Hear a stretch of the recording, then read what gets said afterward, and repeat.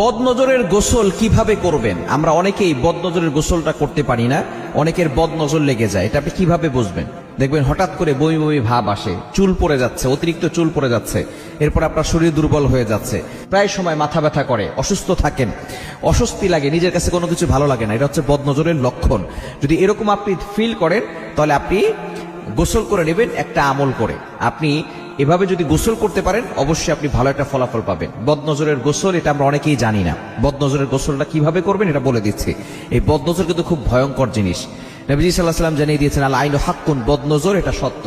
বদনজর একটা সুস্থ উটকে অসুস্থ করে রান্নার পাতিল পর্যন্ত নিয়ে যায় এবং একটা সুস্থ মানুষকে অসুস্থ করে কবর পর্যন্ত নিয়ে যায়। এজন্য বদনজর খুব ভয়ঙ্কর জিনিস।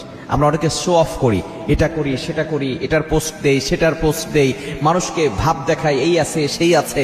এত কিছু দেখাতে যাবেন না। প্রাইভেট জিনিসগুলো গোপন রাখেন, কারণ অনেকের বদনজর লেগে যেতে পারে। অনেকের চোখ খারাপ, চোখ দিয়ে আপনাকে বাজে মন্তব্য করবে, দেখা যাবে যে আপনার বদনজর লেগে গেছে। এই জন্য এই বেশি শো অফ করতে যাবেন না। বর্তমানে বদনজরের যুগে আপনি শো অফ করতে যাবেন না। আপনি বদনজরের গোসলটা কিভাবে করবেন এটা বলে দিচ্ছি। প্রথমে আপনি অজু করে নেবেন। অজু করে আপনি একটা বালতিতে কিছু পানি নেবেন। এটা অবশ্যই টয়লেটে বসে করবেন না, টয়লেটের বাইরে বসে করবেন। কারণ বর্তমানে অ্যাটাচ টয়লেট বর্তমানে প্রত্যেকটা ঘরে ঘরে আছে, অ্যাটাচ বাথরুম আছে না। তো ওই বাথরুম থেকে বের হয়ে যদি আপনি আপনার একটা বালতি নিয়ে অজু করে আমলটা করতে হবে। অজু করে একটা বালতিতে পানি নিয়ে, পবিত্র পানি নেবেন, এরপর আপনার 2 হাত বালতির ভিতরে দিবেন, অথবা বড় বল নিতে পারেন, অনেক গামলা আছে সেগুলো নিতে পারেন। এগুলো নিয়ে আপনি 2টা হাত রাখবেন।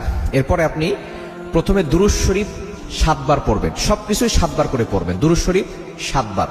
কোন দুরূদ পড়বেন? দুরূদ ইব্রাহিম, যেটা আমরা নামাজের ভিতরে পড়ি। আল্লাহুম্মা সাল্লি আলা মুহাম্মাদ ওয়া আলা আলি মুহাম্মাদ কামা সাল্লাইতা আলা ইব্রাহিম ওয়া আলা আলি ইব্রাহিম ইন্নাকা হামিদুম মাজিদ। আল্লাহুম্মা বারিক আলা মুহাম্মাদ ওয়া আলা আলি মুহাম্মাদ কামা বারাকতা আলা ইব্রাহিম ওয়া আলা আলি ইব্রাহিম ইন্নাকা হামিদুম মাজিদ। এটা 7 বার পড়বেন। এরপরে আপনি সূরা ফাতিহা পড়বেন 7 বার।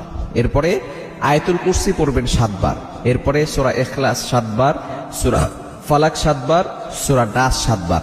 এরপরে শেষে আবার দুরূদ শরীফ 7 বার পড়ে আপনি ওই পানিতে ফু দিবেন। হাত তো পানিতে আছে, আবারও ফু দিবেন। এরপরে ওই পানিটা দিয়ে আপনি পানি অ্যাড করতে পারেন, অথবা ওই পানি দিয়ে আপনি গোসল করবেন। গোসল করলে ইনশাআল্লাহ আপনার বদনজরের গোসল হয়ে যাবে। এই গোসলটা করলে আপনি বদনজর থেকে বেঁচে যাবেন। এবং নতুন করে যাতে করে কেউ বদনজর করতে না পারে, এই ক্ষেত্রে আপনি 5 ওয়াক্ত নামাজ পড়বেন এবং আয়াতুল কুরসি আর 4 কুল সূরা কাফিরুন, ইখলাস, ফালাক, নাস এটা পড়ে আপনি আপনার বুকে ফু দিবেন আর হাতে ফু দিয়ে পুরো শরীরে হাত বুলিয়ে দিবেন। শরীর বন্ধ থাকলে দুনিয়ার কোনো শক্তি আপনাকে ক্ষতি করতে পারবে না।